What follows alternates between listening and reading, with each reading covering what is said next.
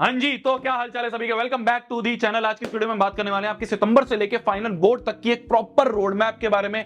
हर एक month wise आपकी क्या स्ट्रेटेजी रहनी चाहिए जिससे कि आप एक बेहतरीन स्कोर, और यहां पे अगर मैं बेहतरीन स्कोर की बात कर रहा हूं तो मैं यहां पे ये नहीं कह रहा कि यार ठीक है 80% 90% लेके आ जाओगे। बेहतरीन स्कोर का मतलब है कि हमें अपना जो एम रखना है, हमें अपना जो टारगेट रखना है वो मिनिमम 95% रखना है, 96% 98% रखना है। भैया आज तक मेरे 60% ही नहीं आया भैया, मैं तो 70-80% पे बैठा रहता था। इस साल आएंगे। जो प्लान मैं यहां पे तुम्हें बताने वाला हूं, मैंने तुम्हें शुरू में ही बोला था, स्टार्टिंग में ही बोला था, अगर तुम जो जो चीजें मैं बता रहा हूं उसको लकीर मान के फॉलो करोगे। पिछले 5-6 सालों का एक्सपीरियंस है यार मेरे पास। लाखों बच्चे मैंने ऐसे देखे हैं जो कि क्लास 9th में 8th पे 70-80% पे थे, उन्होंने वो सारी चीजें फॉलो करी और अपने आप को उठा के 90-95% पे आए। सितंबर आ चुका है, ठीक है, सितंबर आ चुका है और सितंबर में मैक्सिमम बच्चों के जो हैं हाफ ईयरली चलने वाले हैं।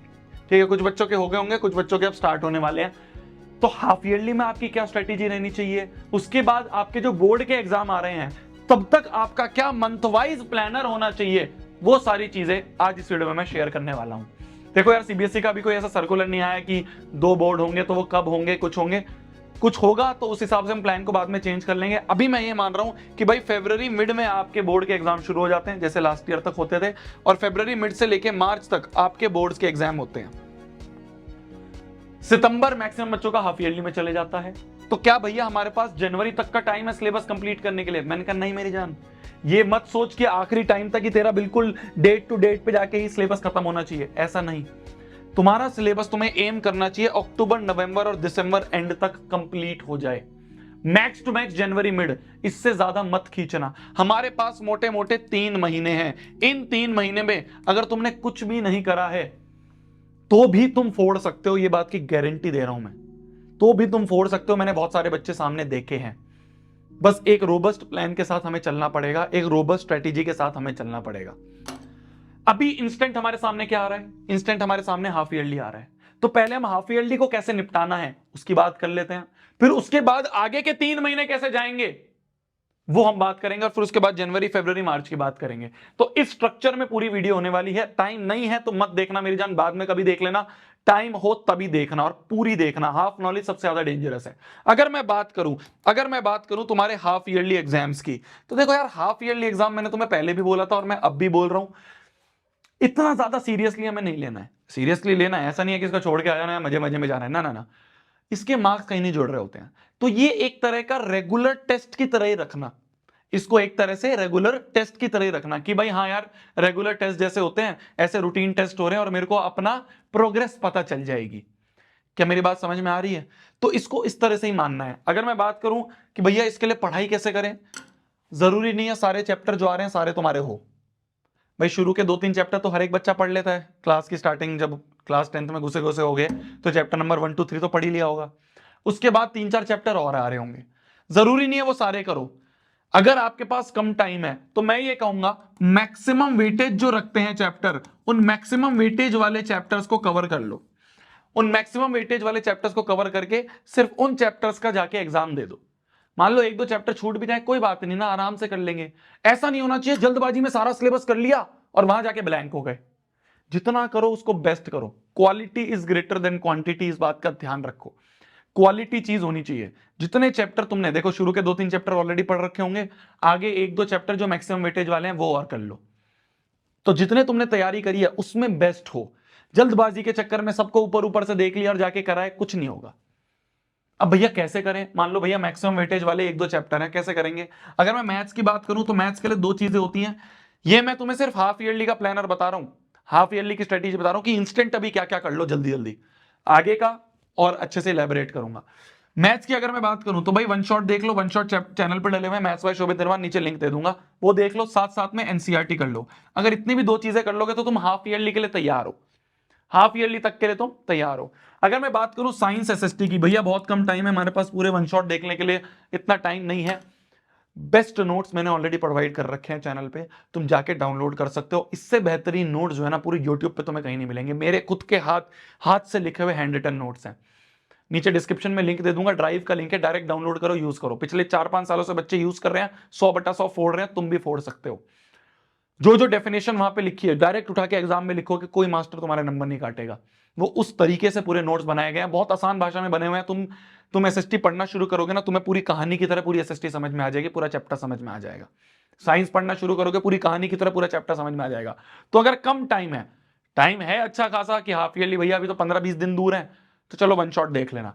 पर बिल्कुल ही सामने आ चुके हैं तो भाई एक बार नोट्स डाउनलोड कर लो, नोट्स को यूज करो, बहुत काम आएंगे।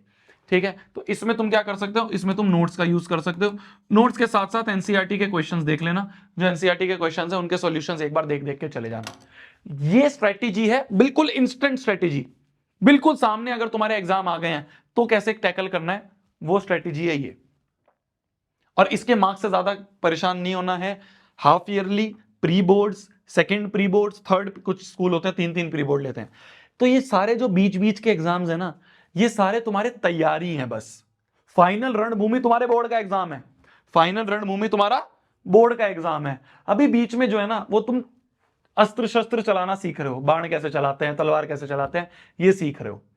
तो ये जो बीच के एग्जाम्स हैं, हाफ ईयरली हो गया, प्री बोर्ड्स हो गया, इन सारे एग्जाम्स को एक तरह से बस प्रोग्रेस एग्जाम मानो कि भाई ठीक है, पेपर दे के आऊंगा, पेपर दे के आऊंगी, आने के बाद पेपर फाड़ना नहीं है, पेपर को थोड़ा एनालाइज करा कि क्या गलतियां करी और उस गलती को आगे रिपीट नहीं करना, बस ये इसलिए एग्जाम्स रहते हैं। अब बात करें कि भैया ये जो आगे के मेरे पास 3 महीने हैं, इन 3 महीनों में मैं अपने आप को कैसे तैयार कर सकता हूं, उसकी अगर मैं बात करूं। देख मेरी जान, सबसे पहली तो बात यह है, अभी तक तूने कुछ भी मक्कारी करी हो, कुछ भी गलतियां करी हो, ठीक है कोई बात नहीं, सीरियस हो जा, अब सीरियस हो जा, क्योंकि अगर अब सीरियस नहीं हुआ ना, बहुत दिक्कत आ जाएगी आगे जाके क्या होता है ना। देखो तैयारी बच्चे 10वीं की, तुम्हें बहुत लोग बोलते भी होंगे ज्ञान देने वाले कि 1 महीने में हो जाता है ना, 10 दिन में तैयारी हो जाती है, हो सकती है, पर वो तैयारी फिर वो 60-70-80% बच्चे के साथ 70-80% नंबर के लिए होगी, उससे ज्यादा के लिए नहीं होती है वो तैयारी। पास होने के लिए वो तैयारी होती है। अगर गोल है कि भैया इस साल मेरे को अच्छा स्कोर करना है, मेरे को तो 95, 96, 98 स्कोर करना है, अब सीरियस हो जाओ। दिन के एटलीस्ट 4-5 घंटे सेल्फ स्टडी दिखा लो। ठीक है भैया, कहां से पढ़ना है, रिसोर्सेज क्या फॉलो करने हैं, ये थोड़े बता दो। क्या ऐसी चीजें हैं भैया, क्या है ना, यूट्यूब पे आते हैं 100 चीजें दिख जाती हैं, समझ में नहीं आता, दिमाग खराब हो जाता है, बंद कर देते हैं। क्या बिल्कुल आप बता दो कि भाई ये लकीर मान लो, ये सारे मटेरियल फॉलो करो और तुम्हारे इतने % नंबर आ जाएंगे, वो मैं आज तुम्हें बता रहा हूं। देखो अगर तुम बैच में हो, आरंभ बैच में हो, तो तुम्हें फिर सारे मटेरियल वहां पे दे रखे हैं। ठीक है, तो भाई चैप्टर जो जो बचे हुए हैं, बैकलॉग बचे हुए हैं, वो चैप्टर उठाओ, लेक्चर देखो, नोट्स देखो और काम हो जाएगा। अगर तुम बैच में नहीं हो और तुम चाहते हो भैया मैं जल्दी जल्दी कैसे कवर करूं, तो सुन मेरी बात, मैं तेरे को सब्जेक्ट वाइज स्ट्रेटेजी बता देता हूं। अगर मैं बात करूं मैथमेटिक्स की, तो मैथमेटिक्स में ना कोई भी चैप्टर तुम उठा रहे हो, उस चैप्टर का सबसे पहला काम तो वही सेम रहता है कि वन शॉट वीडियो देखो। वन शॉट वीडियो का मतलब क्या होता है, वन शॉट वीडियो का मतलब होता है, तुम चैनल पे जाके देख सकते हो, मैथ्स बाय शोभित निर्वाण सबसे बेहतरीन वन शॉट बना रखी है, हर चैप्टर को 3-4 घंटे में इलेबोरेट करके अच्छे से पढ़ा रखा है। तो वन शॉट वीडियो देखो, वन शॉट वीडियो से उस सारे चैप्टर के कॉन्सेप्ट क्लियर हो जाएंगे। मैंने उसमें बहुत सारे प्रीवियस ईयर क्वेश्चन भी करवा रखे हैं, सब करवा रखा है, तुम एक बार जाके देखो तो मेरी जान, गोल्ड माइन पड़ी हुई है, गोल्ड माइन, मैथ्स बाय शोभित निर्वाण चैनल पे। साल में एक बार लाता हूं और ऐसा लाता हूं कि धमाकेदार। तो वहां पे वन शॉट वीडियोस देख लोगे। वन शॉट खाली देखना काम नहीं बनेगा, वन शॉट के साथ साथ ना एनसीईआरटी की प्रैक्टिस जरूरी है, कि भाई जितना कॉन्सेप्ट पढ़ लिया, मान लो मैंने तुम्हें एक्सरसाइज नंबर 8.1 पढ़ा दी, तो वहीं पे वन शॉट को पॉज करो और उस एक्सरसाइज के क्वेश्चंस कर लिए। फिर 8.2 हो गई, तो 8.2 के कॉन्सेप्ट पढ़ लिए, तो अब उसके क्वेश्चंस करो। इस तरीके से करो, खाली वन शॉट को ऐसे सत्संग की तरह बैठ के सुन रहे हो, कुछ नहीं होगा मैथमेटिक्स में। मैथमेटिक्स में मैं स्पेसिफिकली बोल रहा हूं। पहला स्टेप हो गया वन शॉट। मैं तुम्हें चैप्टर वाइज बता रहा हूं कि तुम्हारी क्या स्ट्रेटेजी होगी। तुमने चैप्टर उठाया, उसकी वन शॉट देखी, साथ साथ में यहीं पे तुम्हारी एनसीईआरटी कवर हो जाएगी। वन शॉट के साथ साथ अपने कॉपी पेन लो, कॉपी पेन पे लेके एनसीईआरटी करो। इसके बाद जो दूसरी चीज होती है, वैसे तो मेरे वन शॉट में भी आरडी शर्मा वगैरह के क्वेश्चंस हो जाते हैं कवर, पर फिर भी अगर तुम्हारे पास टाइम है तुम अच्छे से कर सकते हो। मैं पहले नहीं बोलता था, अब मैं बोल रहा हूं आरडी शर्मा कवर कर लेना। आरडी शर्मा से क्या होता है ना, तुम्हारे पास बहुत सारे एक ही टाइप के क्वेश्चंस हैं जिसकी प्रैक्टिस हो जाती है। तो इससे क्या होगा, maths is all about practice, जितनी ज्यादा प्रैक्टिस होगी उतना ज्यादा दिमाग चलेगा, उतने ज्यादा क्वेश्चंस फ्लो से हो पाएंगे। मेरा ये सजेशन रहता है आरडी शर्मा जरूर करो, जरूर करो, चैप्टर की उठाओ और करो साथ में। इसके बाद ये सारी जो चीजें हैं ना, चाहे मैं बात करूं एनसीईआरटी की, चाहे मैं बात करूं आरडी शर्मा की, ये सारे हैं सब्जेक्टिव क्वेश्चंस। अब क्या है ना, सीबीएसई इसके अलावा बहुत सारी चीजें घुमा घुमा के पूछता है। ये भी बहुत साल पहले बनी हुई थी, एनसीईआरटी भी बहुत साल पहले बनी हुई है, तो उसमें वो अपडेटेड चीजें नहीं है जो सीबीएसई अब पूछता है। असर्शन रीजन हो गया, केस बेस्ड क्वेश्चन हो गया, वैल्यू बेस्ड क्वेश्चन हो गया, तुम्हारे लॉजिकल रीजनिंग हो गए, एमसीक्यूज हो गए। ये सारी चीजें जो है ना, ये सारी चीजें आपको कोई नई बुक लेनी जरूरी है। मैं तभी बार बार जोर करता हूं कि यार क्वेश्चन बैंक लेने जरूरी हैं। तो चैप्टर उठाया, वन शॉट के साथ एनसीईआरटी करी, आरडी शर्मा करी, और उस चैप्टर के मार्केट में बहुत सारे क्वेश्चन बैंक है यार, मैं हर बार नहीं बोलूंगा, मैं हर वीडियो में बोलता रहता हूं, तुम्हें भी ऐसा लगता होगा पता नहीं क्यों बोलते हैं, पर मैंने सारे क्वेश्चन बैंक देख लिए हैं जितने भी मार्केट में आते हैं। मेरे हिसाब से जितना मैंने एनालाइज करा है, लास्ट ईयर भी ऐसा ही था, उससे लास्ट ईयर भी ऐसा ही था, कहते हैं ना ओल्ड इज गोल्ड। तो जो बहुत सालों से चला आ रहा है वो है ओसवाल के question bank, OSWAAL, Oswal books. तो इनके जो क्वेश्चन बैंक्स है ना, इसमें मैंने देखा है कि यार कुछ ऐसे भी हैं जिनमें बहुत सारे क्वेश्चंस हैं, कुछ ऐसे हैं भाई, देखो तुमने यहां पे और यहां पे बहुत सारे क्वेश्चंस तो कर लिए ना, जब तुमने एनसीईआरटी कर ली, आरडी शर्मा कर ली, तो तुमने बहुत सारे क्वेश्चंस कर लिए। अब तुम्हें वो स्पेसिफिक क्वेश्चंस चाहिए जो कि एग्जाम में पूछे जाते हैं, ऐसे क्वेश्चंस, उस टाइप के क्वेश्चन जो एग्जाम में पूछे जाते हैं। तो वो मेरे को यहां पे परफेक्ट लगी कि इतनी मोटी बुक देख के डरोगे भी नहीं, बुक भी कम है, उसमें स्पेसिफिक वही क्वेश्चंस डाल रखे हैं, वो क्वालिटी क्वेश्चंस डाल रखे हैं, तुम वो उठा के वहां पे कर सकते हो। ठीक है, कहां से भी खरीदना है वो तुम्हारी मर्जी है, अमेजोन से खरीदना चाहो, फ्लिपकार्ट से खरीदना चाहो, तुम्हारे आसपास वाले कोई बंटी भैया होंगे स्टेशनरी वाले, उनसे खरीदना चाहो, जहां से सस्ती मिले वहां से खरीदो, और खरीद रहे हो तो कंप्लीट करो। मैं फिर बोल रहा हूं, माँ बाप के पैसे बर्बाद करने के लिए नहीं लेनी होती है बुक। बुक ले रहे हो तो इस तरह से उसको गंदी कर देना, लिख लिख के, टिक मार मार के, कि भाई अगले साल कोई बच्चा उसे यूज भी ना कर पाए, तब पता चलेगा तुमने कितनी मेहनत करी है। बस ये 3 चीजें, इसके अलावा कुछ मत करो, मैं तो कहूंगा। एनसीईआरटी साथ साथ में ही कर ली, आरडी शर्मा के क्वेश्चंस कर लिए, और साथ साथ में तुमने क्वेश्चन बैंक लगा लिए। इसके अलावा तुम्हें किसी भी चैप्टर में और कुछ करने की जरूरत नहीं है, सब यहीं से कवर हो जाएगा। ठीक है मेरी जान, समझ में आई मेरी बात?